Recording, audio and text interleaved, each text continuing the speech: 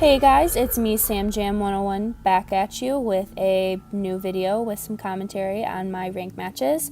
To start off this match, Rango was actually spawned in the shack, and he's playing Mind's Eye, obviously, and the hunter somehow didn't even see him, so we were a little bit surprised that he didn't go after him. But I was feeling a little ballsy, and I was like, you know what, I'm going to decode right in the middle. I want the hunter to find me first. I was like, why not? Get a little kite session in. So right here, I actually kind of lost him. I wasn't sure if he was coming after me still, but it took me a second to register that he was equipping his rocket so he could dash at me. And I'm surprised I didn't get hit here, but he kind of messed up and hit the wall instead. I threw down this pallet to really create some space in between us in hopes that he would take it down, go around, or whatever. But he ended up taking it down, so it kind of like allowed me to get to this area. But I threw down that pallet, and somehow I did not get hit. And I thought it was a little weird that it didn't. Must have been like a bug or something, because usually you'll get hit when you throw down a pallet that early. So I was going to transition into that area by that gate, but he decided not to go after me, but instead he decided to go after the seer. Because the seer was like kind of like where I am now on the cipher, trying to finish what I started, but he ended up getting chased after. He ended up getting hit, but you know, that's okay, because he still has an owl and he can stack up 2 more hits. That's saying if he even gets hit. But the seer did a really good job at just kiting and helping us get our ciphers done, because Rango was able to finish his cipher by the shack, and then I was able to finish mine. And the forward was almost done with his, but he had to go in for the rescue. But I mean, that's okay, because it happens. People get downed all the time. Nobody's perfect. But the seer ends up using his owl pretty soon here to like waste, like I said, a little bit more time. And I'm not sure, right there he uses it. But see, I'm almost done with my cipher, so that's really good. And I was gonna go to the cubicle and decode, but I saw that the forward was there, so I was like, okay, I'll let him finish his and I'll go somewhere else. But then the seer kind of got knocked down, and I was like, okay, so I'm gonna have to go finish his and then go work on a new one.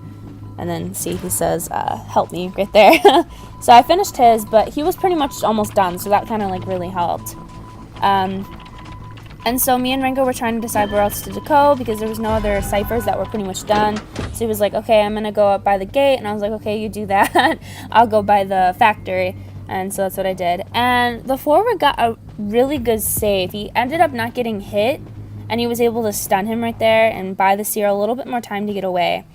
But he didn't get hit before his save. He somehow dodged it and was able to get the save and then body block and then stun him a little bit and help the seer get away, which was really nice. And something we're going to talk about right now. Why is it whenever a hunter teleports or runs at me or comes near me, I always get a calibration right when they're coming near me? I'm just cursed with that. And then I always mess it up, and then it gives the hunter a couple more seconds to try to get me. Because you'll see literally in a couple seconds here that the hunter comes after me and I get a calibration.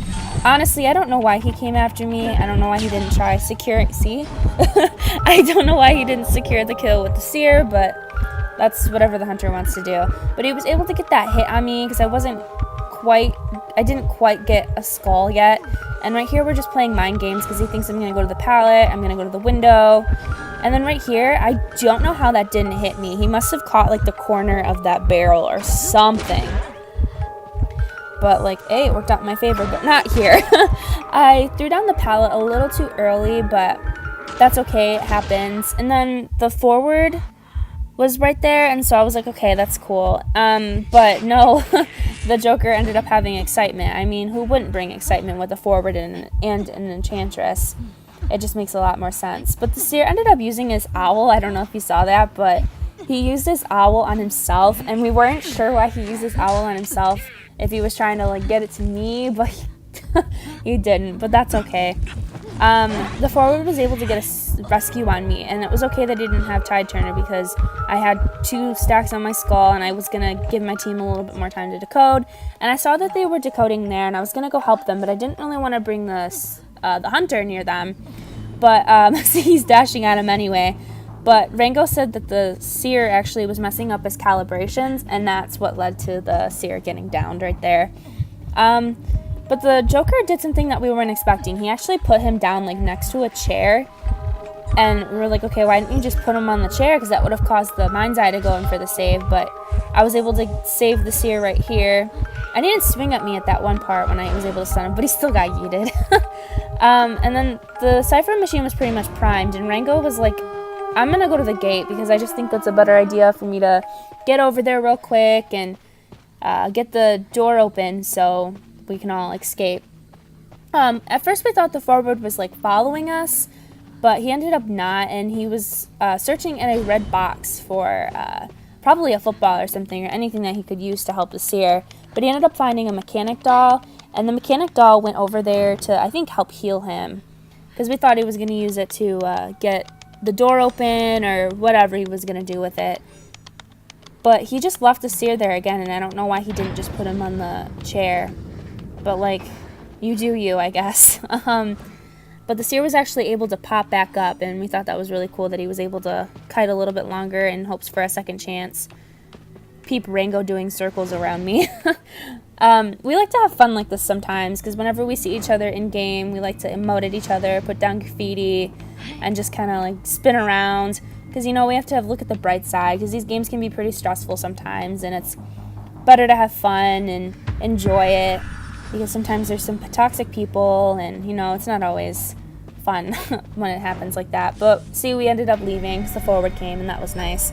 The people that we actually played with were actually Evil Dragon ranked, like as hunters, and we thought that was really cool to play with them because you don't really see that anymore. Survivors are getting harder to chase, and just kiting abilities getting better, and pretty much that's it. But, yeah. But we thought it was really cool to play with people who were that good at playing Hunter.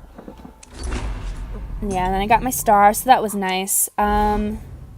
Now the next step is to try to get Rango to Legendary mode next. But I hope you guys enjoyed, and I'll be back with another video. Thank you.